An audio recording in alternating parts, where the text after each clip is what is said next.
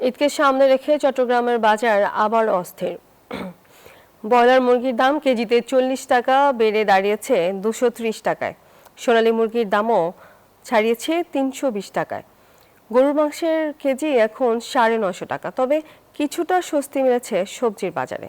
দাম নিয়ন্ত্রণে নিয়মিত তদারকির দাবি ক্রেতাদের।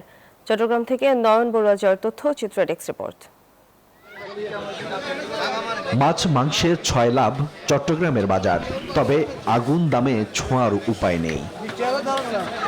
নিম্ন ও মধ্যবিত্তদের ভরসা ব্রয়লার মুরগির দাম ৪০ টাকা বেড়ে এক লাফে ২৩০ টাকায় বিক্রি হচ্ছে। সোনালী মুরগির দামও ৩২০ টাকা ছাড়িয়েছে। বিকাশ পেমেন্টে ১০,০০০ টাকার বেশি অফার। শপিং চলছে তো।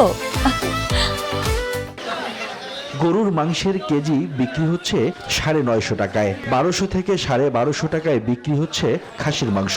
সরবরাহ থাকার পরও বাড়তি দামে হতাশ ক্রেতারা। ২৪০ টাকা কেজি, ২০০ গরিবের কেন করে হাইব, তো গরিবের তো কষ্ট হয়ে যাবে। ব্রয়লারের মুরগি দেখা যাচ্ছে আপনার ২৫০ টাকা কিলো আজকে, অনেক আসলে তো আকাশচুম্বী। দিনে দিনে পালকগুলো বাড়তেছে, দাম এগুলো কোনো কমতেছে না। এদিকে বাড়তি দামের পক্ষে নানা অজুহাত দেখাচ্ছেন বিক্রেতারা। সিন্ডিকেটের কারণে বা যেটাই হোক, এটা আসলে খতিয়ে দেখা দরকার সরকারের বা ম্যাজিস্ট্রেটের।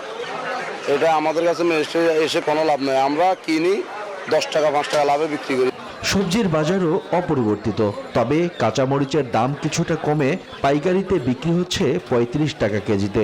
খুচরা বাজারে বিক্রি হচ্ছে ৬০ থেকে ১০০ টাকায়। মাল একবারে অ্যাভেলেবেল, দেশি মরিচ অনেক আমদানি, বিক্রি করে শেষ করা যাচ্ছে না আর কি। এখানে কেজি কম, মানে পাবা ২৫০ গ্রাম ১০০ গ্রাম বেশি, সেজন্য আমরা কুচারা একটু বেশি বেচতে হয়। নিয়মিত বাজার তদারকির দাবি সাধারণ ক্রেতাদের। কাঁচামরিচ এখান থেকে ১০০ টাকা, আর এখানে ৬০ টাকা, তো অনেক ৪০ টাকা ডিফারেন্স। সবজি বাজার মোটামুটি সহনীয় বাজার আছে, ভালো আছে। কৃত্রিম সংকট ও মধ্যস্বত্বভোগীদের দৌরাত্ম্য কমানো গেলেই নাগালের মধ্যে থাকবে নিত্যপণ্যের দাম, এমনটাই মনে করছেন সচেতন মহল। Desk report, news 24।